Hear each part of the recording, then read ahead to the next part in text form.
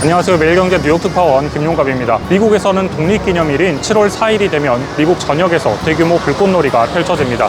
그 가운데서 가장 큰 행사는 뉴욕의 불꽃놀이입니다. 그 불꽃놀이를 주관하는 곳이 바로 오늘 말씀드릴 기업 메이시스 백화점입니다. 미국인들이 사랑하는 백화점, 그리고 미국 중산층의 상징과도 같았던 백화점 메이시스가 위기를 겪고 있습니다. 고소득층은 메이시스에서 돈을 쓰지 않고 저소득층은 메이시스에 갈 돈이 없습니다. 위기의 메이시스는 다시 부활할 수 있을까요? 오늘은 대규모 구조조정으로 돌파구를 찾고 있는 기업 메이시스에 대한 이야기를 준비했습니다. 지금 제 뒤로 보이는 이 뉴욕의 메이시스 매장은 조금 특별한 곳인데요. 1902년에 지어진 뉴욕에서 가장 오래된 백화점입니다. 뉴욕 백화점의 상징과도 같은 곳입니다. 내부에서는 오랜 역사의 흔적도 찾아볼 수가 있는데요. 아직도 나무 에스컬레이터를 유지하고 있습니다. 뉴욕 한복판에 위치한 백화점에 아직도 1920, 30년대에 지어진 나무 에스컬레이터가 운행되고 있다고 하니까 약간은 놀랍지 않나요? 잠시 뒤에 저희가 보여드리도록 하겠습니다. 이 메이시스의 창업 스토리를 보면 1822년 매사추세츠의 섬 낸터킷의 한 가게의 아들로 롤랜드 허시 메이시가 태어납니다. 이 메이시는 15살에 집을 나가서 4년간 고래잡이 배를 탑니다. 그리고 다시 매사추세츠주로 돌아와서 아버지 가게에서 일한 뒤에 1844년 보스턴에 이 바늘과 실을 판매하는 가게를 열었지만 실패하게 됩니다. 그리고 2년 뒤에 이 연 가게도 실패를 하게 됩니다. 그 이후에 1849년에는 이 골드러시의 시기에 캘리포니아에서 금을 찾아 일을 하기 시작합니다. 그러다 결국에 실망을 하고 보스턴으로 다시 돌아와서 다시 가게를 열었다가 1858년에 뉴욕으로 넘어와서 뉴욕시의 14번가와 6번가 모퉁이에 자신의 이름을 따서 이 고급 잡화점인 RH 메이시스 앤 코를 열었습니다. 지금 제 뒤에 보이는 매장에서도 이에 이름을 확인하실 수가 있습니다.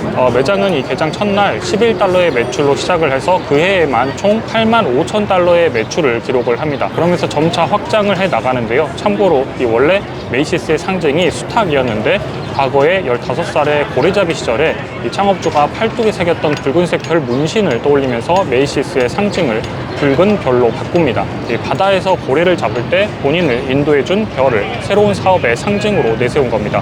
초기의 메이시스의 성공의 배경은 혁신이었는데요. 1800년대 중반에 모든 고객들에게 동일한 가격으로 판매를 했습니다.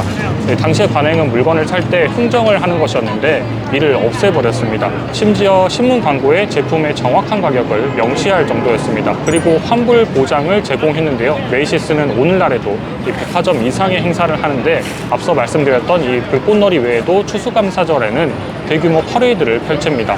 그런데 과거부터 이런 행보를 지속해 왔습니다. 메이시스는 1862년에 크리스마스 때 산타클로스를 등장시킨 최초의 매장이기도 합니다. 이 추수감사절 메이시스 퍼레이드에도 그래서 잘 보면 산타가 등장을 하고 또 추억을 공유하는 미국인들은 산타가 등장할 때 이 퍼레이드에 환호를 하기도 합니다. 지나가는 사람들의 관심을 끌기 위해 또 조명이 있는 윈도우 디스플레이를 설치하기 시작하면서 새로운 개념을 만들어내기도 했습니다.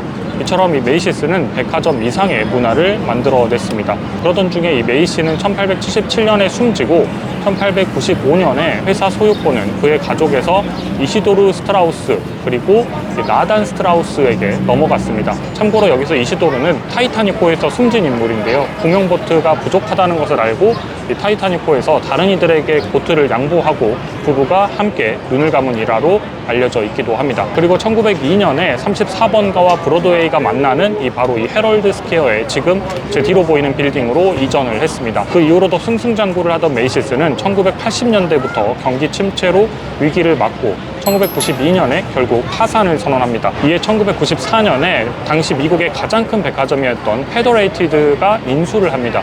이에 미국의 유명 백화점인 블루밍데일과 메이시스가 한 지붕 아래서 만나게 됩니다. 그리고 페더레이티드는 다른 체인점들을 인수해서 매장을 브랜드 이미지가 좋았던 메이시스라는 이름으로 바꾸기 시작을 합니다. 그러면서 메이시스의 매장은 850개까지 급증을 합니다.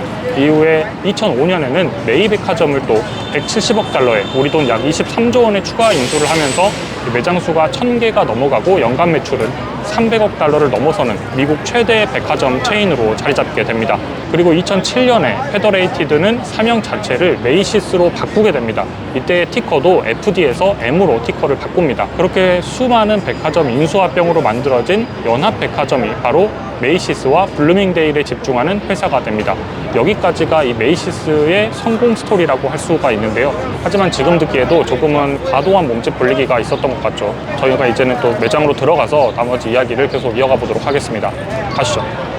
지금 저기에 세계에서 가장 큰 백화점이라고 자기들이 홍보하고 있잖아요. 근데 사실 세계에서 가장 큰 백화점은 메이시스였는데 지금은 메이시스가 아니고 세계에서 가장 큰 백화점은 한국에 있습니다. 한때는 그래도 세계에서 가장 큰 백화점 자리를 굉장히 오래 유지했던 곳입니다. 근데 이제 자기들이 여전히 가장 큰 백화점이라고 이야기를 좀 하고 있더라고요.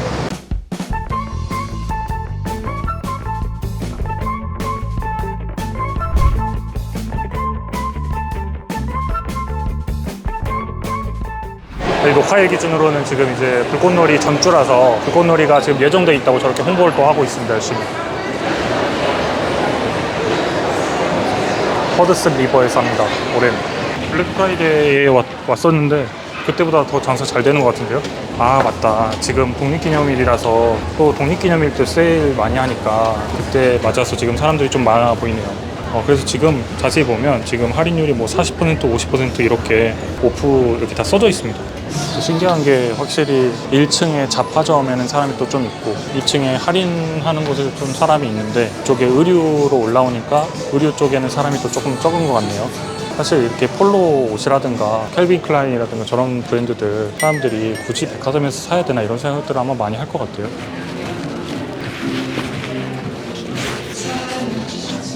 사람이 없어요.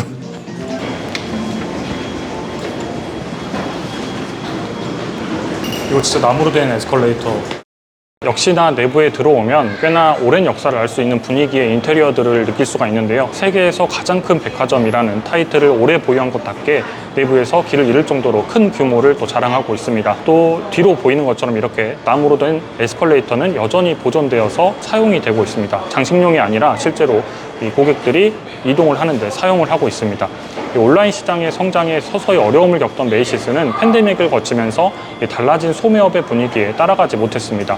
인플레 시대에서 백화점의 경쟁력은 점차 사라지고 있습니다. 2020년에 온라인 쇼핑에 백기를 들면서 125개의 매장을 폐쇄하면서 이 구조조정에 나섰는데요. 그리고 또 올해 CEO 자리에 오른 토니 스프링은 향후 3년간 150개의 매장을 폐쇄하겠다고 밝히기도 했습니다. 현재 500개의 매장을 보유한 메이시스는 2026년에는 전체 매장 수가 350여 개 수준으로 줄어들게 됩니다. 과거 1000개의 매장을 보유하던 시절과 비교하면 3분의 1토막 수준입니다. 당연히 매출은 최근까지도 감소를 하고 있는데요. 회계연도 2023년에는 전년 대비해서 매출이 5.5% 감소한 231억 달러를 기록했고 또 동일 매장 매출도 6.9% 감소했습니다. 여기에 디지털 매출까지 7% 감소한 것은 이 메이시스 브랜드의 판매 채널이 아니라 메이시스 자체의 문제가 있었다라고 해석할 수 있는 부분입니다. 이 메이시스의 추락을 보여주는 또 대표적인 사례는 지난해 12월 부동산 전문 투자 회사인 아크하우스와 헤지펀드 브리게이드의 인수 제안입니다. 이들은 메이시스에게 인수가로 주당 21달러, 58억 달러를 제시를 했습니다. 사실 이 메이시스와 같은 백화점들은 부동산 사업을 하는 것이라고 말을 하기도 하는데요. 실제로 메이시스도 보유한 이 매장들의 부동산 가치가 약 85억 달러에 달하는 것으로 평가를 받고 있는데 이보다도 더 낮은 제안을 한 거죠. 그러니까 내가 가지고 있는 부동산 가치보다 나를 더 낮게 평가한다라고 하는 것은 메이시스 입장에서 꽤나 자존심에 금이 갈 수 있는 부분입니다. 메이시스는 역시 거절을 했고 올해 3월에 다시 58억 달러에서 66억 달러로 인수가를 상향해서 다시 제안을 받은 바 있습니다.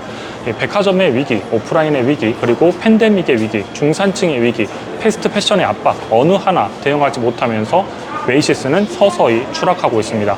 우리 엘리베이터 한번 타볼까요? 엘리베이터 엄청 신기한데? 근데 보통 그 백화점들에 엘리베이터가 이렇게 많이 있지 않잖아요. 왜냐면 에스컬레이터로 이동을 해야 사람들이 또 쇼핑을 더 할 수 있는 거니까. 근데 여기는 엘리베이터가 지금 7대가 있거든요. 좀 예전에 지어져서 그런지 한번 가볼게요. 그리고 또 엘리베이터가 아까 에스컬레이터처럼 좀 신기하게 안에 내부가 나무로 돼 있더라고요. 그래서 한번 좀 타보겠습니다.